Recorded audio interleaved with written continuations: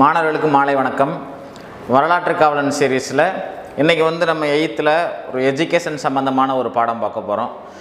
முன்னாடியே சொன்ன மாதிரி நமக்கு எந்த அளவுக்கு இந்த எக்ஸாமுக்கு தேவையோ அந்த கண்டென்ட்டை மட்டும் நம்ம நல்லா தெளிவாக பார்த்துக்கலாம். சரியா? எஜுகேஷன் எப்படி இந்தியாவில் முன்னாடி இருந்து பிரிட்டிஷ் காலம் வர அப்புறம் இப்போ நவீன காலம் வர எப்படி வந்திருக்குங்கிறத பார்க்குறதா இந்த லெசனோட தீம். சரியா? இப்போ உதாரணத்துக்கு இப்போ வேதம் தெரிஞ்சவங்களாம் தங்களை அறிவாளின்னு சொல்லிக்கிறாங்க இல்லையா? அதுக்கு அர்த்தமே என்னென்னா, வேதம் அப்படிங்கிறதே வித் அப்படிங்கிற வார்த்தையிலேருந்து, சமஸ்கிருத வார்த்தையிலேருந்து உருவான சொல் அப்படிங்கிறாங்க. அந்த வித் அப்படிங்கிற அந்த வார்த்தைக்கே என்ன அர்த்தம் அப்படின்னா அறிவு அப்படின்னு தான் அர்த்தம். அறிவு சார்ந்த விஷயங்கள் தெரிஞ்சனால நாங்கள் அறிவாளிக அப்படின்னு பிராமணர்கள் இந்தியா வரலாறுல சொல்லிக்கிறாங்கன்னு கூட இதை எடுத்துக்கலாம். வேதம் தான் அன்றைக்கி ஒரே படிப்பு. இப்போ நீங்கள் நம்ம பிற்கால சோழர் காலத்தில் பார்த்திங்கன்னா இந்த குட ஓலை முறையெல்லாம் இருக்குல்ல, படித்தவங்க மட்டும்தான் ஓட்டு போட முடியும். அந்த படித்தவங்க என்ன படிப்புன்னா அது வேதம், 4 வேதம் படித்தவங்க, அதான் இந்த மாதிரி சதுர்வேதி, திரிவேதி. இப்போ நிறைய பேர் கூட கூட திரிவேதின்னு வைப்பாங்க தெரியுமா? அப்படின்னா 3 வேதம் படித்தவங்கன்னு அர்த்தம். வேதம் படித்தவங்களுக்கு தான் முன்னாடி பெரிய அளவில் நாலேஜாக ஒரு ரொம்ப ரெஸ்பெக்ட் இருந்துச்சு.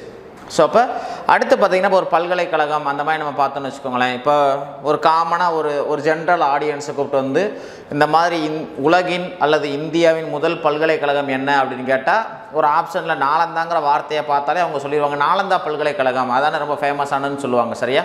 ஆனால் நாலந்தா கிடையாது.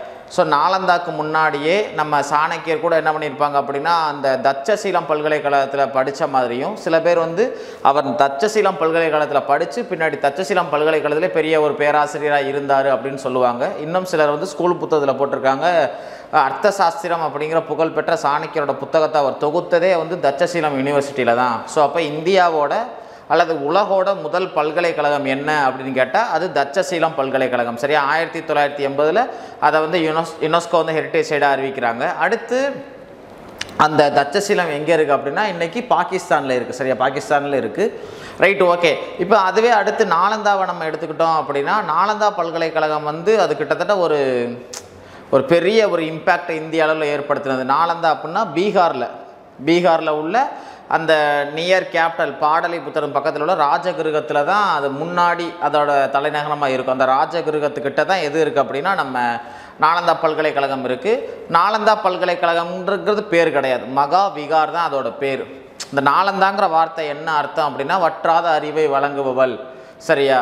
இந்த மாதிரி என்லெஸ் நாலேஜ் கிவர், அந்த மாதிரி சம்திங் விஸ்டம் கிவர், என்ன வேணாலும் எடுத்துக்கலாம். Right, okay. அந்த நாலந்தா பல்கலைக்கழகம் இருக்குல்ல, அதை பற்றி பின்னாடி அந்த நாலந்தா பல்கலைக்கழகத்தில் படித்து அந்த நாலந்தா பல்கலைக்கழகத்தில் பின்னாடி ஒரு சமஸ்கிருதம் சார்ந்த அறிஞராக செயல்பட்ட இவான் சுவாங் கூட என்ன சொல்கிறார் அப்படின்னா, கிட்டத்தட்ட இங்கே யாராச்சும் ஸ்டூடெண்ட்டாக சேரணும் அப்படின்னாலே அவங்களுக்கு நாங்கள் என்ன பண்ணுவாங்கன்னா ஃபுல்லாக என்ட்ரன்ஸ் எக்ஸாம் வச்சுருக்காங்க.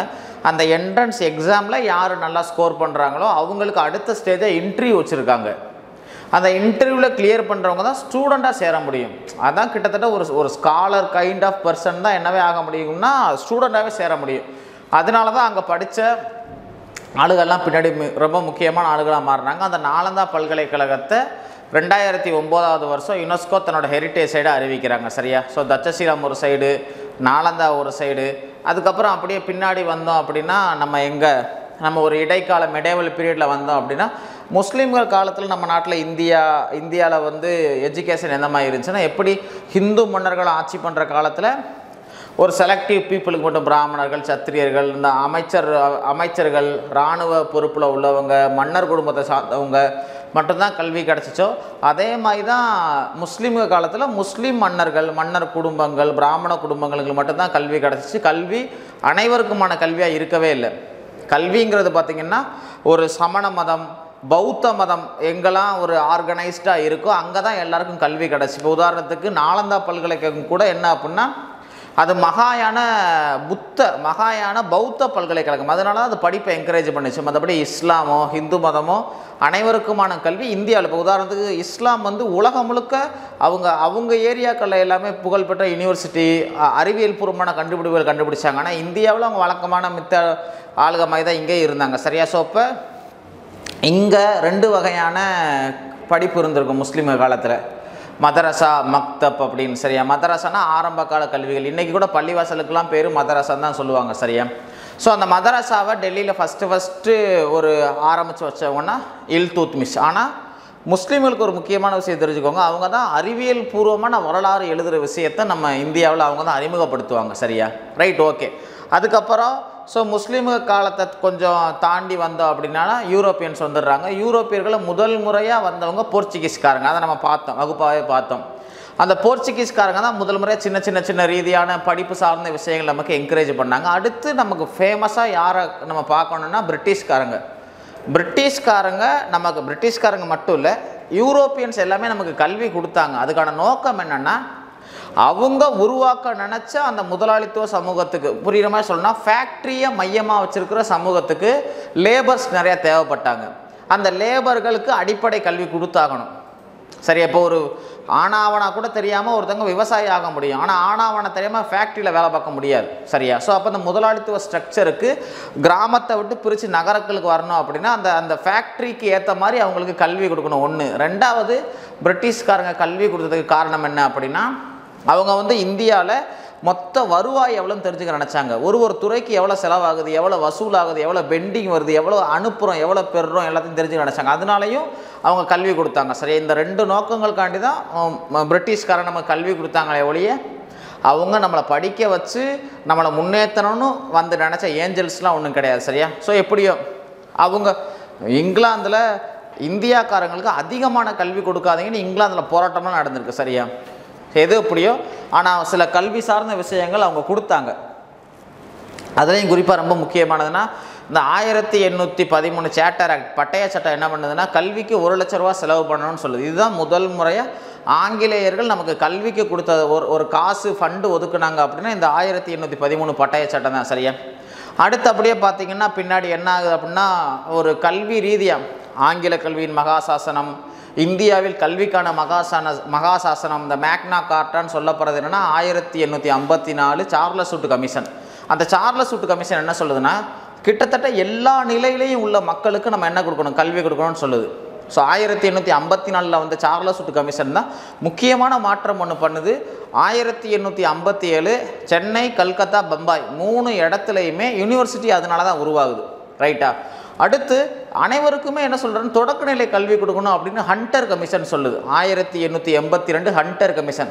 ஒரு ஜென்ரல் டேட்டா சொல்லணும் அப்படின்னா ஹண்டர் கமிஷன் தான் இந்தியாவில் வேலைக்கு ஒருத்தவங்களை எடுக்கணும்னா அவங்களுக்கு எக்ஸாம் வைங்க. இப்போ நம்ம சொல்லணும், சின்ன வயசுலேருந்து சொல்லணும்னா, எவன்டா இந்த எக்ஸாமை கண்டுபிடிச்சது, அவன் மட்டும் சிக்கனா செத்தாண்டாண்டு, ஹண்டர் தான், வேறு யாரும் இல்லை. சரியா? பிடிச்சிக்கோங்க.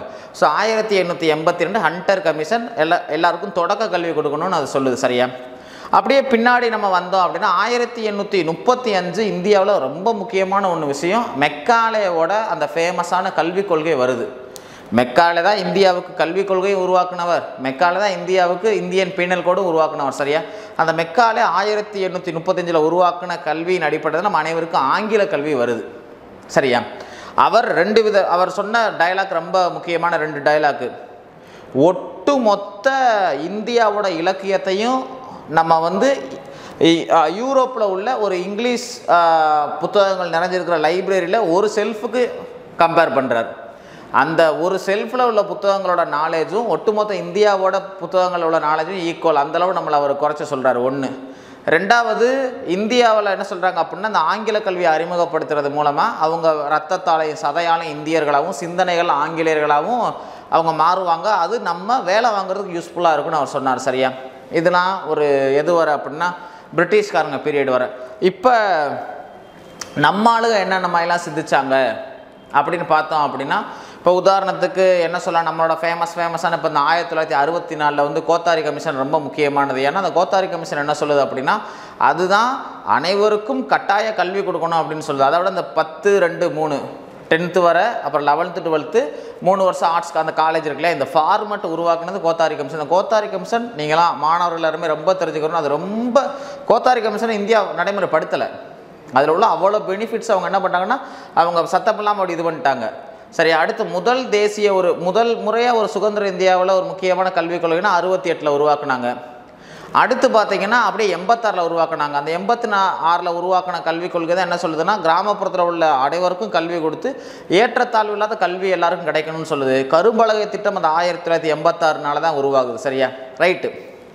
அப்படியே நம்ம தமிழ்நாட்டுக்கு வந்தீங்கன்னு வச்சுக்கோங்களேன், தமிழ்நாட்டிலையும் நம்ம ரொம்ப மித்த மாநிலங்களை விட இந்த சொல்லுவாங்கள்ல, தாலி அடமானம் வச்சாவது குழந்தைகளை படிக்க வைப்பாங்க அப்படின்னு. ஏன்னா இங்கே வந்து நீதி கட்சியில் சில சீர்திருத்தங்கள் மூலமாக கல்வியினால் நிறைய உயர்ந்ததை கண்ணார பார்த்தாங்க.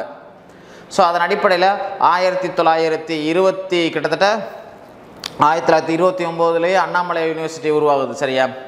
அடுத்து பார்த்திங்கன்னா 1956 இந்த மாதிரி சத்துணவு திட்டம் மதிய உணவு திட்டம் கொண்டு வர்றாங்க. சரியா? இந்த மாதிரி மதிய உணவு கொடுக்குற மூலமாக கூட ஒரு குறிப்பிட்ட ஆளுகள் நம்ம படிக்க வைக்கலாம் அப்படின்னு. அதே மாதிரி 1982 என்ன பண்ணுறாங்க அப்படின்னா இந்த மாதிரி சத்துணவு திட்டம் அப்படின்னு ஒன்று அறிமுகப்படுத்துகிறாங்க. ஸோ இப்படி தமிழ்நாட்டை பொறுத்தவரை என்ன அளவில் முடியுமோ அந்த அளவில் அவங்க என்ன பண்ணாங்கன்னா கல்விக்கு நிறைய முக்கியத்துவம் கொடுத்தாங்க. இப்படி ஆரம்பத்திலேருந்து கடைசி வரை கல்விக்கான மாற்றங்களை நம்ம ஒரு ஃப்ளோவாக ஒரு சின்ன அளவில் ஷார்ட்டாக பார்த்தாச்சு. இப்போ சில கேள்விகளுக்கு ஆன்சர் சொல்கிற மூலமாக இந்த பாடத்தை இன்னும் கொஞ்சம் நம்ம இதாக பார்க்கலாம். ஸோ டச்சசீலம் அதை கிட்டத்தட்ட இப்போதைக்கு எங்கே இருக்குது அப்படின்னா கிட்டத்தட்ட பாகிஸ்தானில் இருக்குது.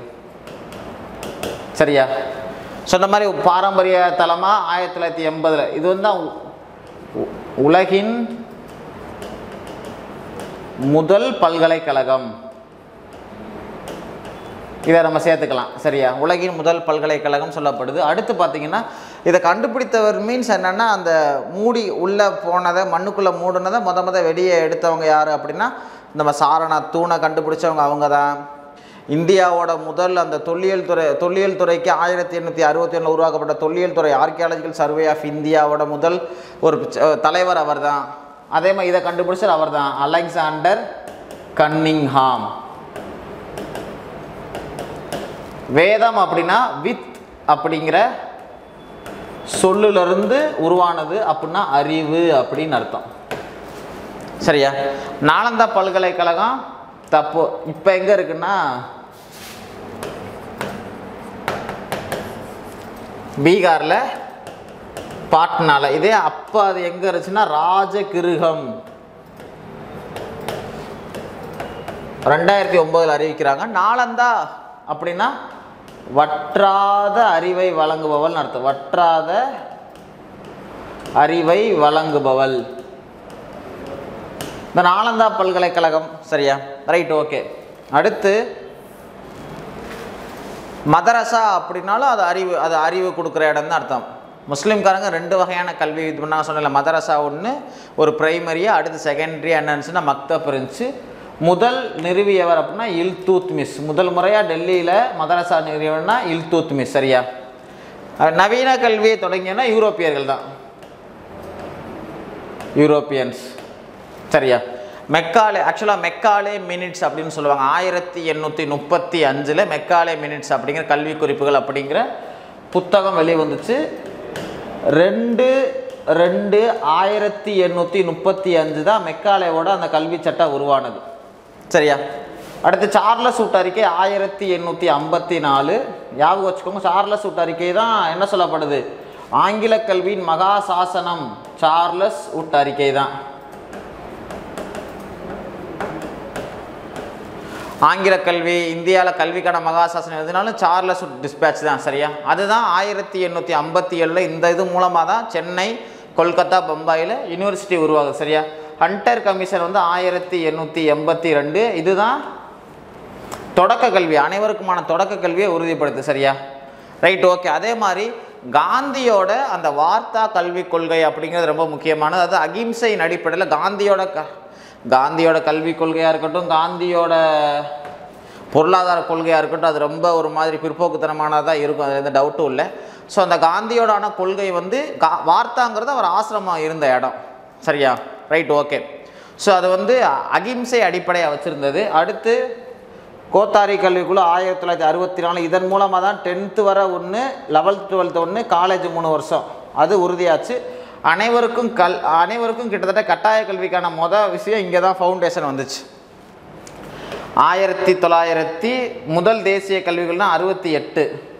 இதே புதியதுன்னா 1986. இது மூலமாக தான் கரும்பலகை திட்டம் அப்படிலாம் வருது. அதே மாதிரி அனைவருக்கும் சர்வ சிக்ஷா அபியான் சொல்லுவாங்களே, அனைவருக்கும் கல்வி திட்டம் 2001 2002 வரை அது உருவாக்கப்பட்டது. காந்தி கிராம இதுனா 1975. தொலைதூர கல்வி அப்படிங்கிறது அவங்க இருக்கிற இடத்துல கொஞ்சம் சுற்று வட்டாரத்தில் எங்கேயுமே கல்விக்கு வாய்ப்பு இல்லாதவங்க படிக்கிறக்காண்டி அறிமுகப்படுத்துறது அந்த தொலைதூர கல்வி திட்டம். அடுத்து நம்ம சொன்ன மாதிரி இந்த மாதிரி மதிய உணவுனா காமராஜர் 1956. இதுவே சத்துணவு அப்படின்னா 1982. இது காமராஜர், இது எம்ஜிஆர்.